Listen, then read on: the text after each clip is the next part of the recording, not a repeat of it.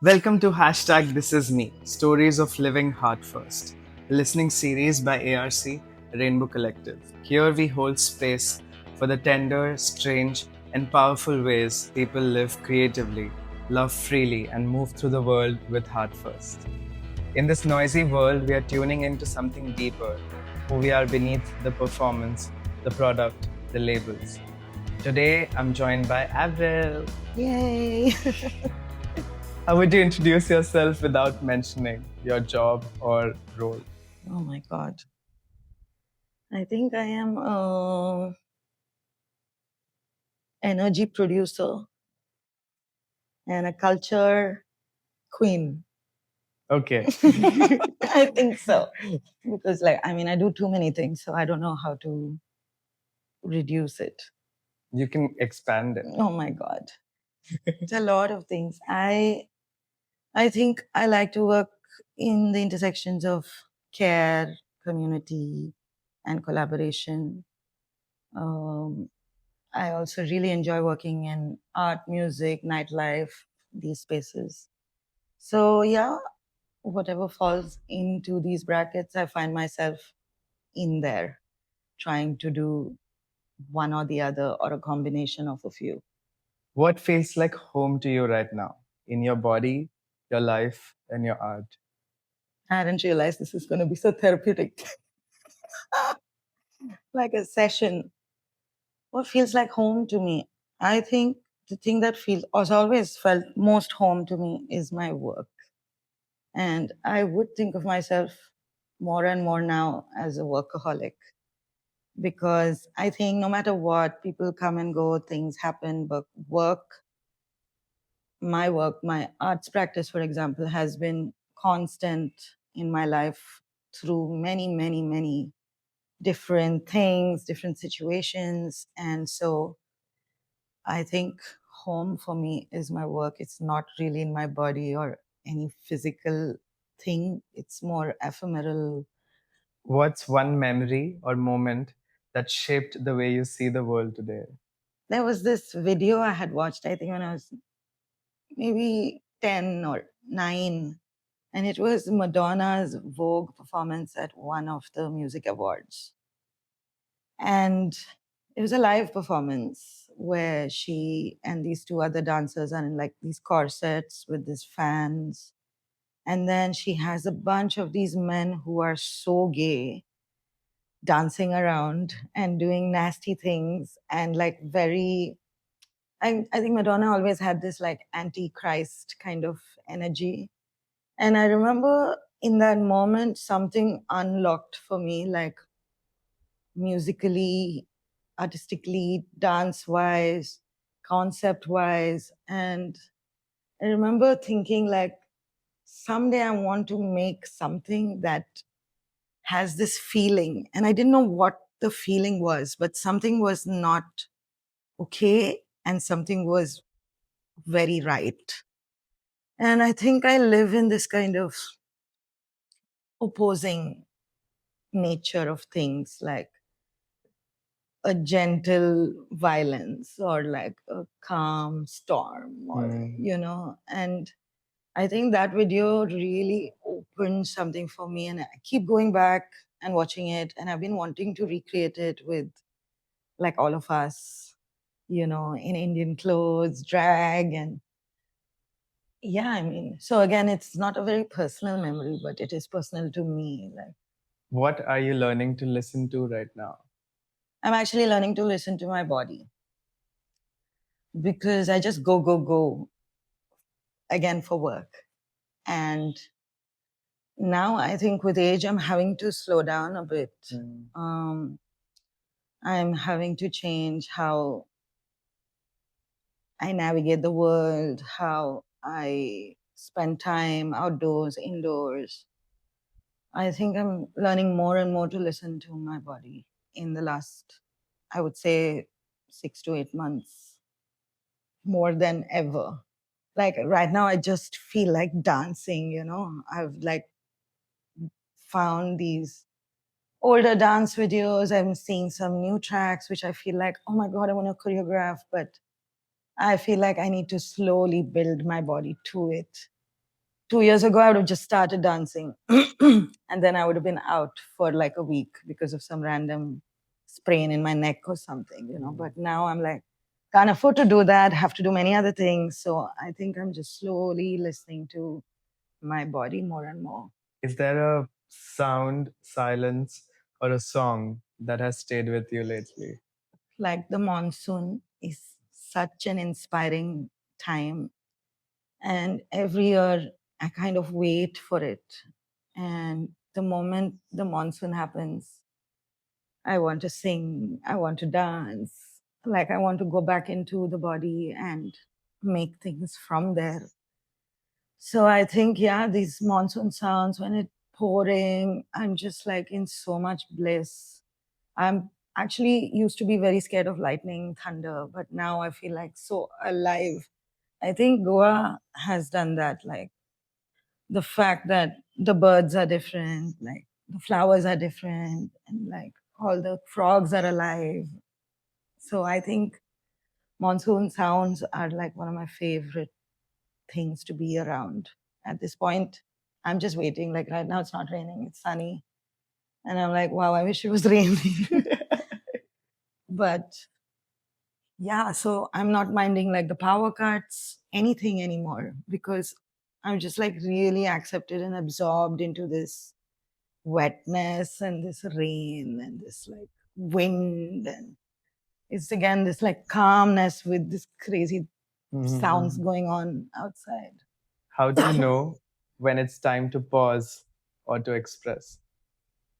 I think that is where listening to the body has come in handy, because the body is telling me it's time to pause. Hmm. And the body is itching to start something. So, yeah, I think the fact that I have been listening a lot to my body, my gut, my intuition, I thought I always had access to my intuition and my gut, and I was so sure, but I don't think so. And I think I'm relearning how to do that. And I think intuition plays a huge role in when to stop. Like it's also like that when you're creating a piece of art, right?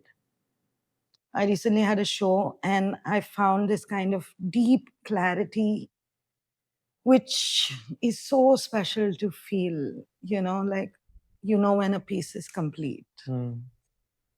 I started with like 20 things and reduced it to like six. And just knowing that, and that is like a deep connection with my gut, my intuition, my body, what it's feeling when it's putting things, removing things. So I think that show has also really helped me to zone into this, when to pause, when to start, what to remove, what to add. How does your queerness or your way of being different show up in how you live and create? I mean, it's constantly out there. Before I knew I was queer, I was already kind of making works that felt um, like there's something amiss, or there's something going on which I can't put my finger on. So a lot of the works had that kind of feeling. Hmm. Then I realized, oh, I'm queer. And I think that completely changed the works. It's become more hopeful, more loud, more free. And I think before there was a sense of restraint in all my works because I was restrained without realizing. Hmm.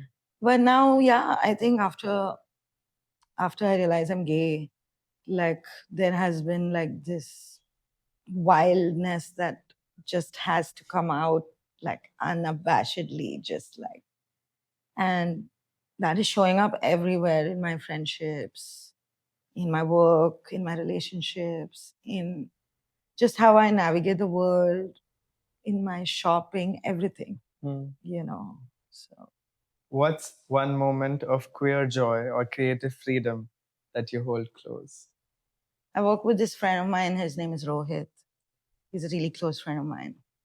And when we work together, there is this expansion of the same feeling. We have done maybe 3 projects together.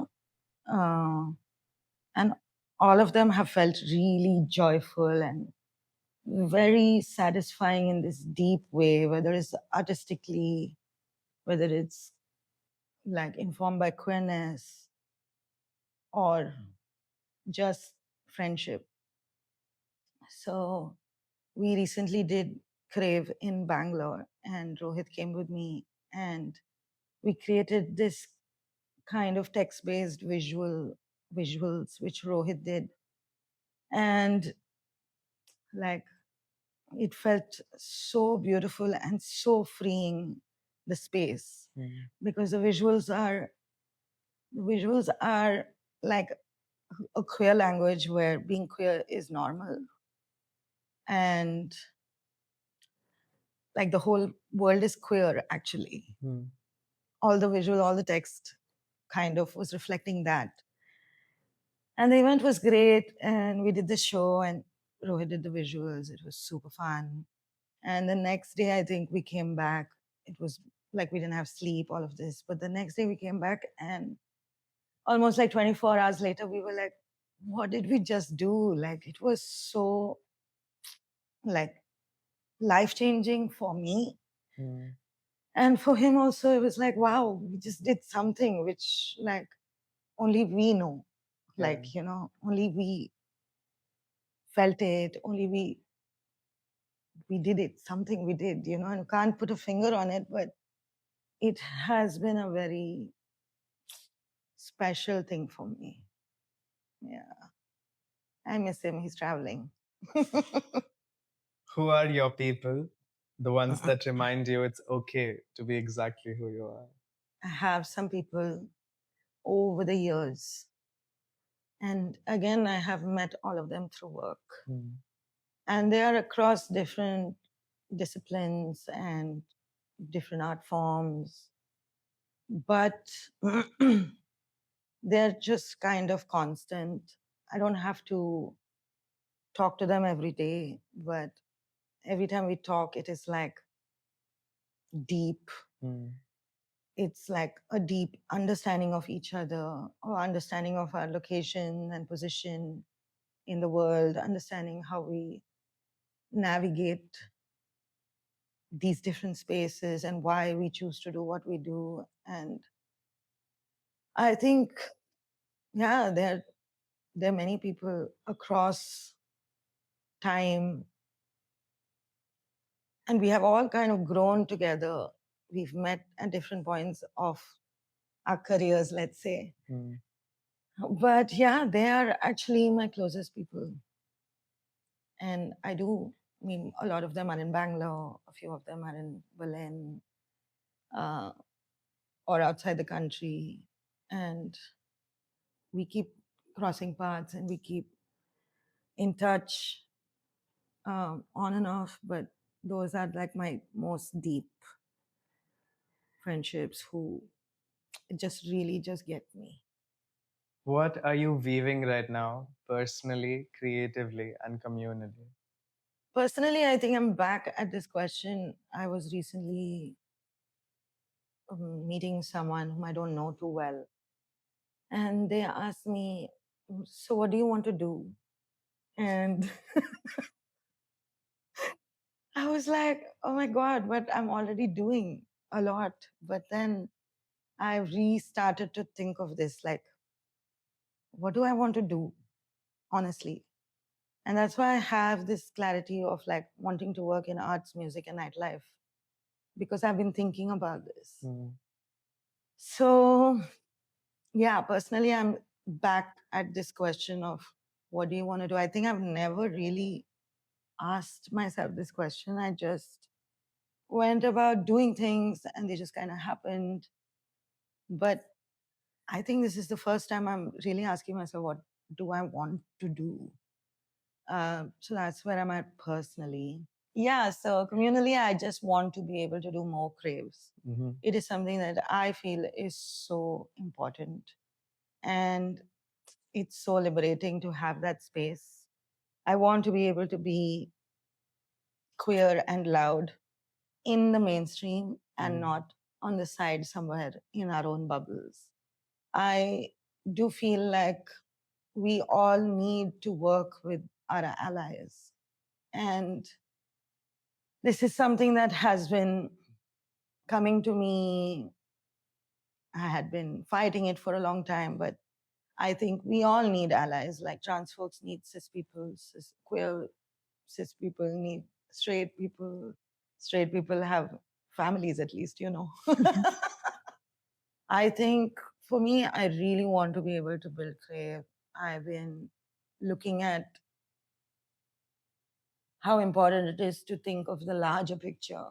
And I am always thinking of the larger picture. And I want to be able to create spaces where we are all able to think of the larger picture rather than these little small things that are happening, you know? So, yeah, I'm working towards it. I think I'm finding good collaborators to create the space. I really have a vision and I do believe in its potential and in what it can do. So, communally, I guess Crave is something. It is important to work in big mainstream spaces because that allows us safety. And yeah, I'm working with these text based visuals, working with different visual artists.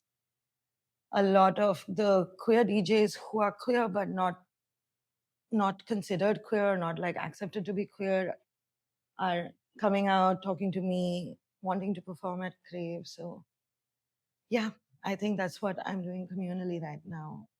And creatively, I had this huge show, right? And when you do these solo shows, you become kind of empty because I'm actually not a vulnerable person. You know me, but you don't know much about me. Correct. And this is everyone except those few people I was talking to you about. But I am very vulnerable in my arts practice. If you go see my art, you'll know my history, my story, you'll know some deep shit about me that otherwise you'll never know. But in the process of making these works, you kind of become like empty. So now it's just like a rejuvenation space. So I am doing Crave, for example. I'm doing DJ sets. I'm listening to music. I'm collecting tracks. I'm going to gigs, listening to how other people play. I am singing, dancing, falling on these other mediums that support and hold me, but not trying to like create something new at this point because I'm on minus. I have to come to zero and then I can start making. So, yeah, I think I'm in that space creatively. I'm tapping into the things that I know for sure that can hold me and keep me afloat and keep me feeling good. Because when I create my artworks and my artistic um, projects, they need me to dig really deep and need me to have strength and courage to show it. So yeah, for that I need to fill my tank up first. So that's where I'm at. What's something you have unlearned that's helped you live more freely? When I first came out, I just couldn't stand straight people. Naturally, like after 35 years, uh, it's like because of straight people that I didn't know I was gay, right? So I had to go through that phase of like just hating on everybody and relying heavily on queer community. But now I'm unlearning both these things. One is that, okay, we need straight people, I need straight people, and everyone is not the way I want them to be because of my own anger. And we can't heavily rely on queer community either. So I'm kind of having to re-look at friendships, um, different kinds of relationships, professional, personal, and people are people, whether they are queer or straight or trans, and people are just peopling. So I think I'm just learning discernment, um, not to just trust someone because of their. I mean, I think it's so basic, but like I got so blinded in between naturally. So yeah, I think I'm unlearning that. That who you depend on or who your support system is does not have to be your community based on your identity. It can be fluid and bigger and larger. Last bit. Hmm. Finish this sentence. Oh no. This is me and I dot dot dot. Oh Jesus. Why are you doing this to me? uh, this is me and I am changing. Yes, this is me and I'm changing really fast. And I've been changing really fast. I need to slow down, but I can't help it. But this is me and I'm changing. Thank you, Avril, for letting us into your world, your heart, and your creative rhythm. Do you want to introduce yourself, like what you actually do in life, Jesus. kind of a thing? It's again very complicated. Okay, I am Avril. I'm an artist. I am a performance artist, visual artist, conceptual artist. So I'm kind of multidisciplinary. That's one thing. And then I have a drag altar called Chutney Mary. Under Chutney Mary, I do drag, I DJ, I do stand up. Apart from this, I'm also a community organizer, I could say. I run community events, collectives. I do crave, for example, with a Q. Some people call it Q-rave. Both are good. And I'm also a therapist. And yeah, I do psychotherapy. I'm a counselor. I see my clients once a week and we do this hard stuff. But yeah, that's, I think, what I do in 6 sentences. To everyone tuning in, thank you for listening, feeling, and being here. Keep creating, keep becoming, and always live heart first. See you next time on #ThisIsMe. See you.